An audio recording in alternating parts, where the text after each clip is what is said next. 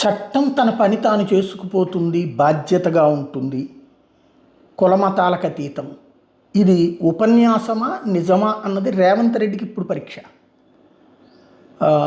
తాజాగా పాత బస్తీలో మదీనా నుంచి చార్మినార్ దాకా ట్రాఫిక్ని రెగ్యులరైజ్ చేసేందుకు బ్యారికేడ్లు పెట్టారు.